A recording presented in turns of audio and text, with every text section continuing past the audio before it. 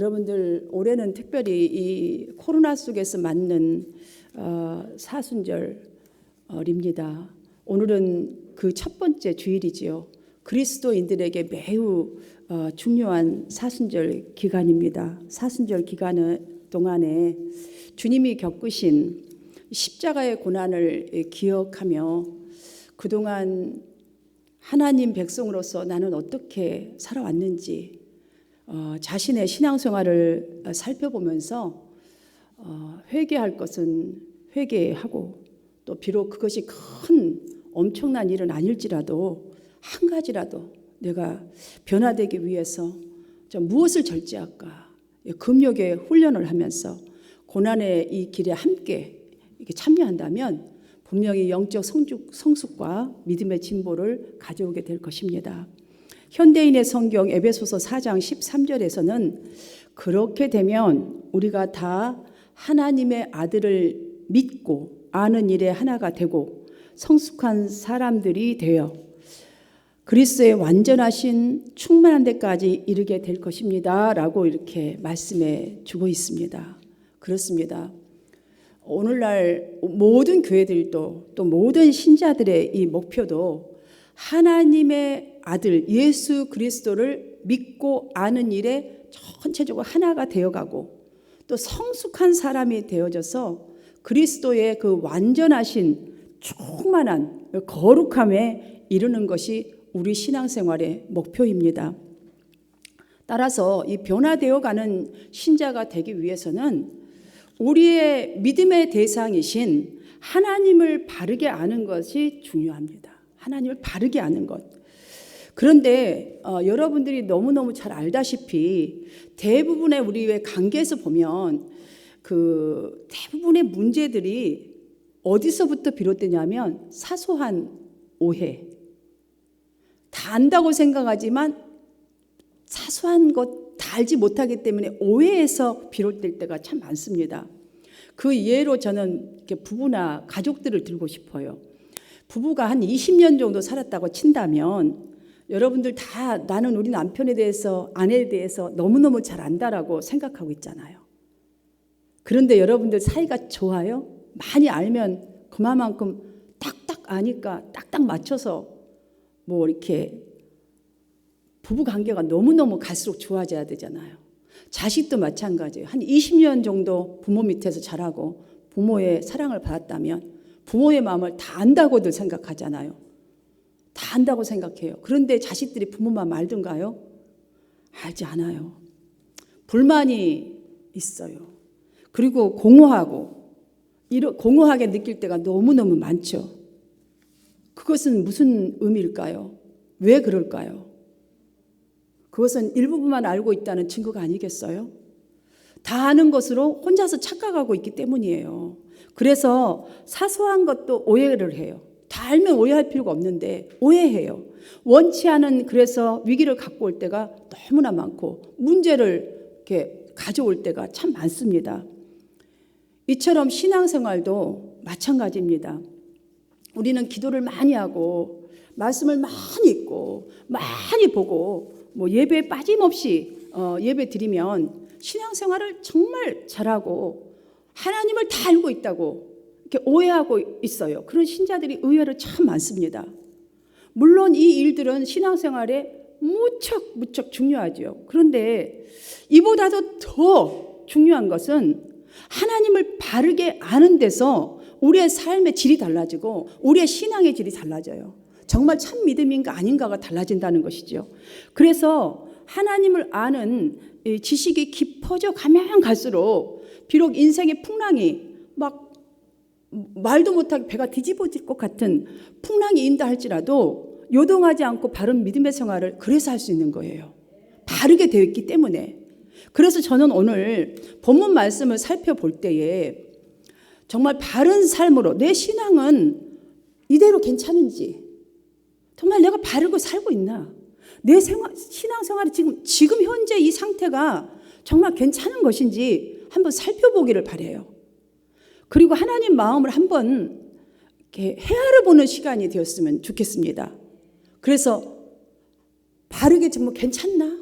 하나님 마음은 지금 나를 보면서 어떻게 생각이 되실까? 이걸 한번 살펴보면서 하나님을 바르게 좀 아는 시간이 되었으면 참 좋겠습니다. 그래서 내가 원하는 대로 하나님과 관계를 맺고 살아가는 그런 신앙생활이 아니라 하나님이 나와 맺고 싶어하는 관계로 깊숙하게 들어가는 저와 여러분이 되기를 간절히 바랍니다. 부부 생활도 마찬가지고 자식과 부모 관계도 마찬가지고 저와 여러분의 관계도 마찬가지예요. 우리는 지난 주일에 이미 살펴보았습니다. 13장 출애굽기. 이스라엘 백성들은 자신들이 기대했던 그 지름길이 아니라 이집트에 나와서 하나님이 말씀하신 돌아가라는 그 길로 홍해 바닷길로 돌아서 에담이라는 곳에 도착을 했는데 그때에서야 비로소 진짜로 이제 하나님이 우리를 인도하시는구나라는 걸 경험하잖아요. 구름 기둥과 불 기둥.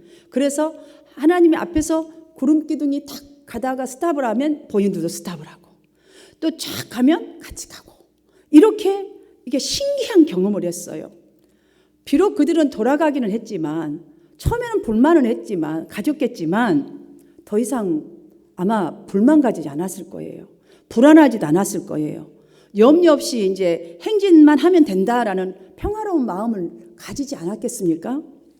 그래서 이제는 이제 그렇게 가다가 바닷가에 탁 진을 치고 있는 중이지요. 그런데 오늘 사실 본문 조금 전에 읽었던 본문 5절을 보면 바로가 그의 신하들이 그 백성에 대하여 마음이 변하여 말하기를 우리가 어찌하여 이같이 하여서 그러니까 왜 그들을 보내서 이스라엘 백성들이 우리를 섬기면서 이렇게 놓아 보냈는지 이제 후회를 하는 장면이 나오잖아요. 그러니까 이스라엘 백성들을 해방시킨 것을 후회한 지금 이집트의 파라오 왕이 그래서 후회하고 나서 엄청난 군대를 소집하여서 지금 바닷가에 진을 치고 있는 이스라엘 백성들의 뒤를 막 이제 찾아오기 위해서 그 장막 친 대로 막 달려옵니다. 지금 평화로운 마음으로 돌아오긴 해도 참 그래도 이만하면 괜찮네 라고 있는데 그 이스라엘 백성들의 귀에 수많은 이 말굽 소리가 들려오는 거예요. 우리를 쫓아오는구나. 애국 군대가 쫓아오는 것을 보고 눈앞에 보이는 거예요. 저기 멀리서 오는 거죠. 들려오고. 그러자 심히 두려워하여 모세를 향하여서 불평을 쏟아내기 시작합니다. 저는 이 불평을 쏟아내는 이스라엘 백성들 앞에서 모세, 그러니까 하나님을 바르게 하는 사람 모세가 취한 행동, 그리고 하나님의 이 10번째 재앙의 항복을 선언했던 이집트 파라오 왕이 왜 단 며칠 만에 다시 이스라엘 백성들을 이렇게 찾아서 쫓아갈 수밖에 없었는가? 그러니까 즉 이 말은 무슨 말이냐면 하나님께 다시 도전하는 모습이거든요. 아니 그렇게 쓴맛을 보고 항복을 했으면 끝까지 순종을 해야 되는데 며칠 만에 그것도 다시 하나님께 도전하는 이 행동을 할 수밖에 없는 이 두 가지의 사례를 오늘 살펴보려고 합니다. 여러분 이 두 가지 사례에서 나의 신앙은 괜찮은지 한번 돌아보셨으면 좋겠습니다. 왜냐하면 올해 우리가 분명히 무엇인가를 여러분의 삶에 하나님을 만나고 알아서 이루어졌으면 좋겠어요. 인도를 확실하게 받았으면 좋겠어요. 먼저 저는 모세 그러니까 하나님을 바르게 하는 신자의 모습은 어떤가, 이 모습에 대해서 모세를 통해 살펴보려고 합니다. 지금 자신들을 향해서 거대한 이집트 군대의 말굽 소리에 그 두려워서 불평을 하는 모세에게 그 모세가 백성들을 향해서 하는 말입니다. 자, 한번 잘 들어보십시오.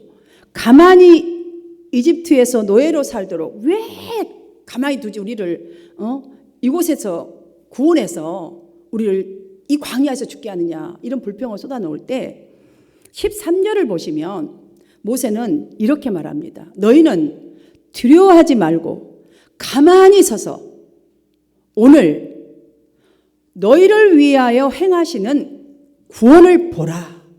구원을 보라. 지금 모세 하는 말을 보십시오. 너희는 가만히 서서 stand firm. 움직이지 말고 꼼짝도 하지 말고 그대로 있으라는 거예요. 떨지도 말라는 거예요. 그러니까 무엇이냐면 이들이 요동하고 불평하고 우왕좌왕하고 정신 못 차리고 그러지 말라는 거예요. 마치 꼼짝도 안 하는 평안한 사람처럼 좀 있으라는 거죠. 여러분, 이 모세의 바로 이 행동, 이 모습이 진짜로 하나님 여호와를 알고 있는 신자의 모습이 한다는 것을 우리는 이 모습에서 좀 내 자신을 돌아보아야 한다는 것이지요. 하나님을 바르게 알고 있는 사람이라면 지금 이 상황이 어려운 상황인가 여기에 포커스를 맞추는 것보다 지금 여러분이 지금 있는 그곳이 하나님께서 인도하신 곳이라면, 지금 그들을 인도하는 곳이잖아요. 인도를 따라왔잖아요. 여러분 예배 드리고 있잖아요. 지금까지. 그러면 아무리 힘들어도 그 자리에 있어야 한다는 거예요. 그 벗어나려고 우왕좌왕 하지 말라는 거예요. 백성들과 동일하게 지금 대적의 말굽소리를 모세도 똑같이 듣고 있단 말이죠. 모세도 왜 하니 두려웠겠어요. 모세는 무슨 심장이 없나요? 느낌이 없는 사람인가요? 아니에요. 분명히 모세도 두려웠을 거예요. 여러분들 성경 속에 보면 두려워할 일들이 한두 가지가 아니에요. 사람들이 그렇게 무서워 떨는 골리앗, 거대한 장병과 갖춘 장병, 골리앗 앞에서 물맷도 달랑 하나 들고 있는 그 어린 소년 다윗, 여러분 왜 안 두려웠겠어요? 여러분들 풀무불에 들어가는 여러분 다니엘과 그 세 친구들 생각해 보십시오. 어떻게 안 두려웠겠어요? 여러분들 생각만 해도 끔찍하잖아요. 그들은 어마어마한 공격 속에서도 도망가지 않았어요. 타협하지도 않았어요. 그 속에서 버텨냈어요. 그 힘든 위기 가운데 여러분 타협하지도 도망치지도 정말 그대로 버텼던, 가만히 서서 그걸 그대로 받았던 그들, 그렇게 버텨낼 수 있었던 그 한 가지 이유는 딱 하나예요. 하나님께서 그곳에 자신을 보내셨다. 이 상황 가운데도 하나님이 우리와 함께 하신다. 함께 하신다. 하나님 말씀하신 그 말씀은 분명히 약속하신 건 이루어지신다. 이 말씀을 믿었기 때문이에요. 의지했기 때문이에요. 딱 하나예요, 그거. 지금 이스라엘 백성들이 가나안을 향해서 가는 과정에서는요, 꼭 경험해야 하는 훈련은 어려움을 견디는 거예요. 그동안에는 노예로 살다 보면 시키는 일만 하고 그냥 힘든 건 있겠지만 그들이 무슨 어려움이 있었겠어요. 힘들죠, 육체적으로. 그냥 따라만 하기 위해 힘든 거예요. 여러분 육신적으로 힘든 것 여러분 그냥 그대로 감수하면 되잖아요. 그러니까 정신적인 이 어려움, 흔들릴 때 여러분 믿음의 정신이 흔들리지 않는 거예요. 그 훈련은 꼭 해야 되는 거예요. 하나님을 향한 그 믿음에 대한 정신은 흔들리지 않는 거예요. 그거를 이겨내는 거고 견뎌내는 거죠. 여러분 구름기둥, 불기둥으로 앞서서 인도하시는 하나님을 지금 의지하는 훈련을 해야 되는 거예요. 그래서 이들이 의지를 안 하고 견뎌내지를 않는 그 믿음, 흔들리는 믿음 때문에 2주면 가고 3주면 갈 거리를 40년을 방황할 수밖에 없었어요. 하나님은 그렇게 훈련이 되는 시간까지 돌리신 거예요. 돌릴 수밖에 없는 거예요. 노예 생활에서 풀려난 것이 축복이긴 합니다. 그러나 하나님의 그 약속하신 약속을 이루는 수준으로 훈련되어야 하는 거예요. 그 훈련은 꼭 필요한 거예요. 기억하십시오. 이 상황은 하나님의 인도하심 속에서 일어나는 사건 아닙니까? 위기예요. 지금 이 위기, 우리 앞에 있는 이 위기, 여러분 앞에 위기라고 생각되는 이 모든 일들은 하나님의 인도하심 속에 있다는 것을 기억하십시오. 그럼 이때가 바로 훈련받아야 할 때인 거예요. 그동안 물론 버텨 살아온 것만도 힘들었어요. 이제 생명의 위협까지 느끼니까 미래의 가나안 땅이고 뭐고 평안이고 뭐고 포기하고 싶은 백성들의 그 마음, 리더인 모세가 왜 몰랐겠어요? 저가 여러분의 마음 왜 모르겠어요? 하나님이 여러분의 마음 왜 모르겠어요? 부모가 자식의 마음 왜 모르겠어요? 왜 모르겠어요? 다 알죠. 왜 모르겠어요?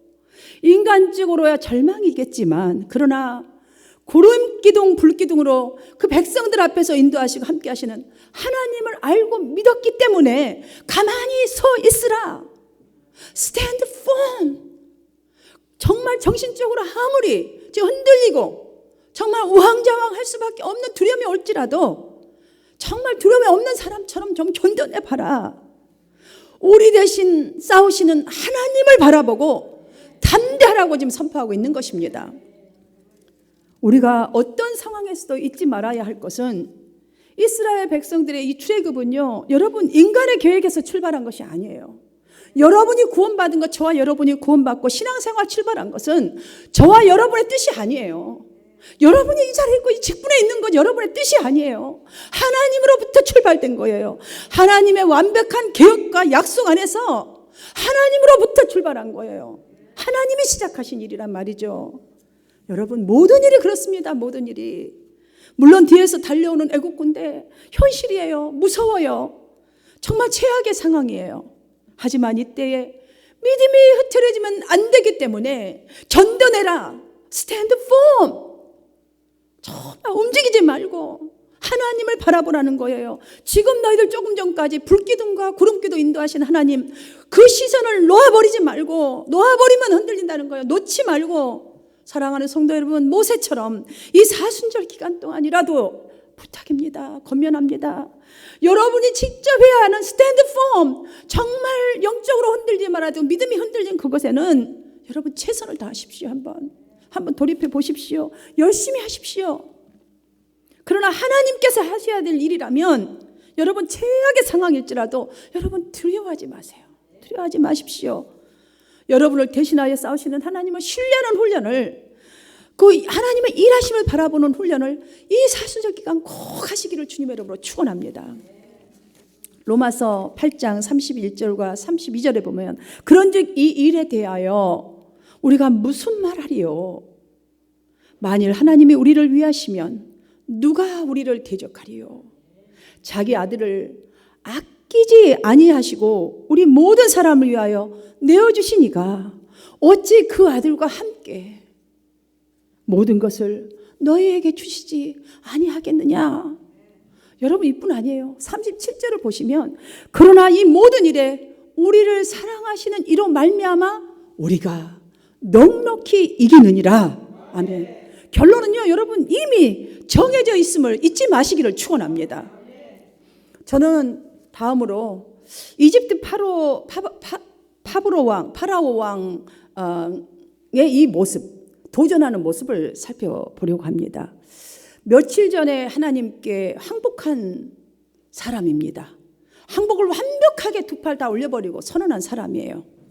430년 동안 그렇게 붙들고 있던 그 노예들을 줄 정도로 항복한 사람이란 말이죠. 그 항복이 어떻게 이루어진 항복입니까? 9번째 재앙까지 버티다가 도저히 자신들이 자랑하는 수많은 신들이나 자신들이 가진 그 큰 문명이나 막강한 군대 등등, 아무튼 자신들이 가진 그 어떤 힘으로도 도저히 대적할 수 없구나, 도저히 어떻게 해볼 수가 없구나, 이겨낼 수 없는 위대한 신, 이분만이 하나님이시구나, 이 사실을 알고 항복하여서 이스라엘 백성들의 해방을 수락한 그런 사건 아닙니까? 그런 왕 아닙니까? 그런데 왜 그것도 몇 달도 지난 것도 아니고 무슨 치매 걸린 것도 아닌데 왜 며칠 만에 하나님 앞에 이렇게 무모한 도전을 다시 하는 것일까요? 우리도 그래요. 은혜 받고 할렐루야, 오늘 은혜 받았습니다, 돌아서면 왜 이럴까요 도대체? 이것이 왜 그러냐? 출애굽기 12장 31절과 32절에 보면 우리가 짐작이 돼요. 밤에 바로가 모세와 아론을 불러서 말하기를 너희가 이스라엘 자손을 일어나 내 백성 가운데서 떠나 너희의 말대로 가서 여호와를 섬기라, 이렇게 말하면서 이제 항복을 하니까 그들을 부른 거잖아요. 아론과 모세를, 지도자 아론과 모세를. 그러면서 이제 떠나가라. 그러면서 하는 말, 너희가 말한 대로 너희 양과 너희 소도 몰아가고 그러나 나를 위하여 축복하라라는 장면이 나와요. 여기 축복하라는 장면이 뭐에서 비롯된 축복하라는 말인지를 우리가 꼭 알고 지나가야 돼요. 굉장히 중요한 말씀이에요. 이 말씀은 언제적이 한 말이냐? 6월절을 지키라라고 명령을 했단 말이죠. 근데 이집트 사람들은 다 무시했어요. 바로 이 왕까지. 근데 10번째 이 재앙이 내려진 그날에 그 6월절 밤에 이스라엘 백성들은 다 정말 양을 잡고 피를 발라서 문설주에 바르니까 다 재앙들이 넘어갔단 말이죠. 근데 이집트의 모든 가정들은 하나님께서 말씀한 그대로 맏아들, 그러니까 장자, 그 다음에 모든 가축들의 첫것 다, 가축까지 다 죽었습니다. 이때에 이 파라오 왕이 자기 아들이 죽는 모습을 봤어요. 근데 파라오 왕이 항복을 선언하면서 이제 이때에 모세와 아론을 불러가지고 마지막으로 나를 위해서 좀 축복하라라고 이제 이 하는 장면인데요. 이 요구는 무슨 요구인가? 나를 위해 축복하라. 자신이 여호와 하나님께 이렇게 항복하니까 그 대가로 하나님께서 우리 죽은 아들을 살려주지 않겠느냐라는 이 대가성, 그러니까 뭐라 그래야 되나요? 거래하는 모습인 거예요. 거래. 내가 이렇게 하면 하나님 나를 축복해 주실 거야. 내가 이렇게 예배 생활하면 하나님이 이렇게 기도하면 하나님이 나에게 기도 들어줄 것이야. 1년 365일 1000일을 기도했는데 1000번째 기도를 했는데 들어주지 않겠어? 물론 이 믿음이 정말 하나님을 알고 하는 믿음이라면 너무 좋겠지만요, 우리는 매사의 신앙생활에 신앙의 의식 속에 이 거래가 있다는 것을 우리는 여기서 보아야 할 줄을 믿습니다. 뭔가를 대가를 주면, 뭔가를 하면 하나님 이렇게 해주겠지, 이런 거래하고 있는 모습이에요. 이 지금 바로 왕. 그래서 마음이, 아들이 살아나지 않으니까 며칠 만에 마음이 돌변한 거예요. 내가 이렇게까지 항복을 하고, 이렇게 당신이 나를 축복해주면 그래도 내가 우리 아들이 살아날 줄 믿었는데 아무 일도 안 일어나? 그러고 본 거죠. 그들을 보내놓고 그대로 있었겠어요? 분명히 그들이 어디로 가는지 또 살피고 있을 거란 말이죠. 보고를 들어보니까 지름길로 안 가고 저리 돌아가는 거예요. 그러니까 그 말을 듣고 이제 노역을 해야 되는데 자기 백성들이 하려니까 힘들죠. 직접 여러분들이 누구 시키다가 여러분 직접 한번 해보세요. 힘들죠. 그러니까 옛날이요, 생각난 거예요. 나 도로 찾아야겠다. 저들도 뭐 왔다리 갔다리 하면서 우왕좌왕하니까 하나님도 저들과 그때만 함께하지 함께 안 하는 것보다. 그러니까 그들 쫓아가서 지름길로 달려가서 그들을 싹 다 데려와야겠다, 이 마음으로 바뀐 거예요. 저는 이 장면에서 저와 여러분의 이 신앙의 파라오 왕과 같이 거래하고 있는 모습은 없지 않을까. 참 이렇게 좀 돌아보아야 할 것 같아요. 바른 신앙이 되려면. 왜냐하면 하나님께서 이 열재앙을 내리면서 정말 그 이집트 사람, 그 파라오 왕에게 바랐던 것이 무엇이었겠어요?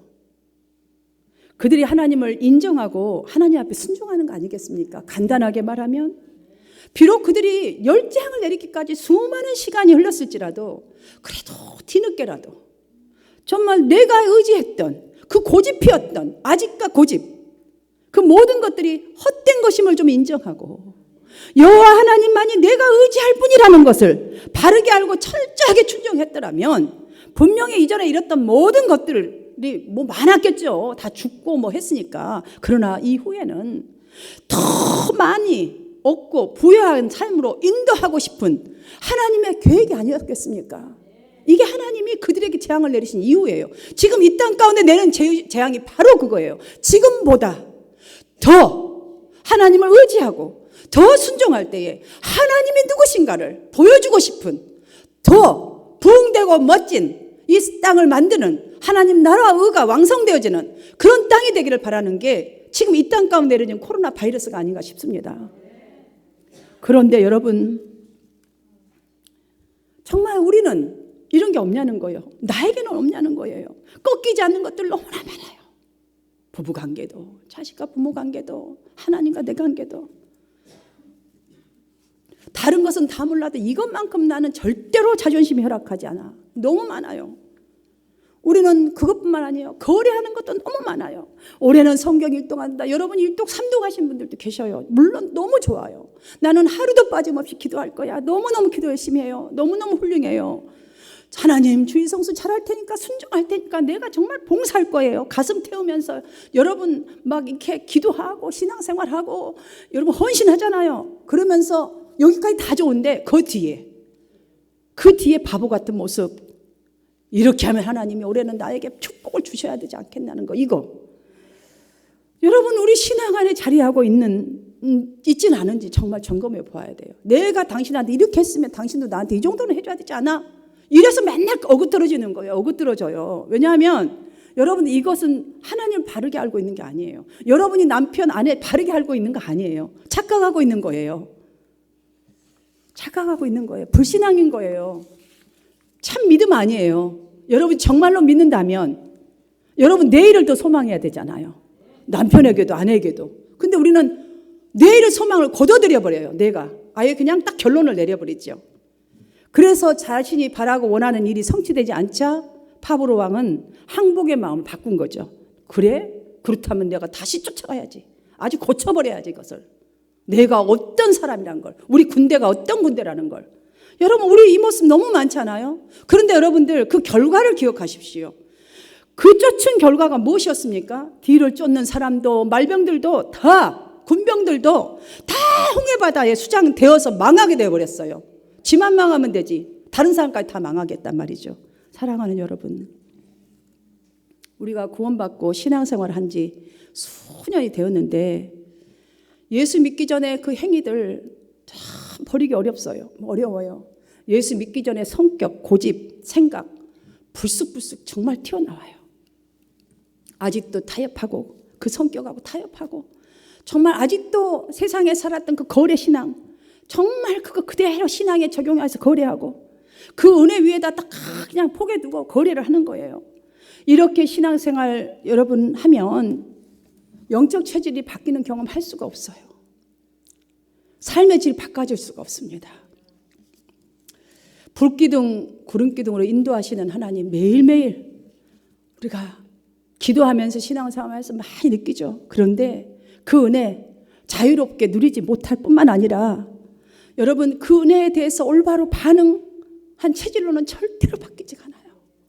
올해 우리가 진짜로 정말 멈추지 않고 똑바로 신앙생활 잘하려면 우리가 정말 모세도 똑같이 우리처럼 두려웠을 거예요. 그런데 여러분들 예수님 말씀하셨잖아요. 모세에게는 분명히 저는 이런 신앙이 있었다고 봐요. 예수님이 겨자씨만한 믿음이 있을 때에 이 산을 명하여 저 바다에 던지우리라. 모세는 정말 그 겨자씨만한 이 상황에서 두려웠지만 자기 안에 있는 주님을 사랑하고 구원에 대한 확신, 이 겨자씨만한 믿음으로 백성들을 향해서 너희는 stand firm. 지금 그 믿음, 구름기둥 불기둥을 바라보고 나왔던 그 믿음 흔들리지 말고 두려워하지 말고 여호와께서 오늘 너희를 위하여 행하시는 그 구원을 다시 한번 보라고 그렇게 한 것이라고 봅니다. 저는 여기서 저의 모습이 좀 오버랩이 됐어요.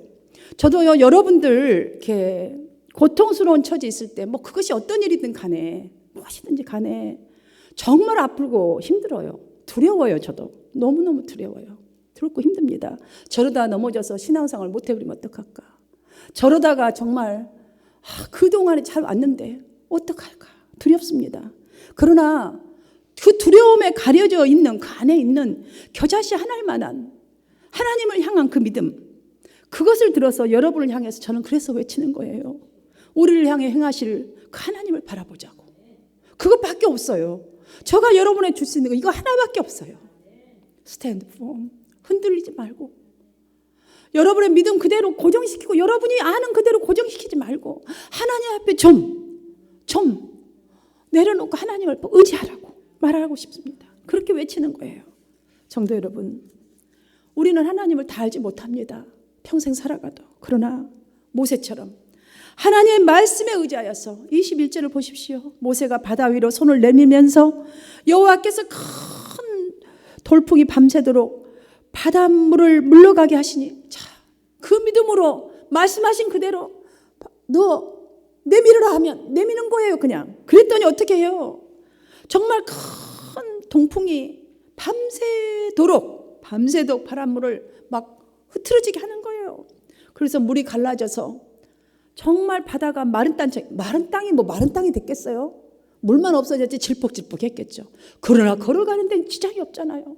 비록 힘들고 어려워도 그 뻘밭이 무슨 마른 땅이에요. 솔직히 마른 땅이라고 되어 있는데요. 저는 마른 땅이라고 생각은 안 들어요. 바다를 이렇게 헤쳐놔도요. 그게 뭐 저 깊까지 마른 땅이 됐겠어요? 우리가 또 걸어가는 게 힘들죠, 물론. 그러나 여러분들, 그 힘들지만 분명히 그 어려움을 뚫고 나아가서 평지를 향해 걸어갈 수 있다는 말이 아니겠습니까? 사랑하는 여러분, 우리가 믿는 하나님은 거래 대상이 아닙니다. 우리가 기도하는 하나님은 거래 대상이 아니에요. 하나님을 순종의 대상으로 알고 순종하십시다. 그리하여서 정말 더 깊은 신앙으로 성숙하여져서 여러분의 인생 속에 보이지 않는 곳에서 정말 하나님의 일하시는 돌풍이 일어나는 기적의 주인공이 다 되어주시기를 주님의 이름으로 축원합니다.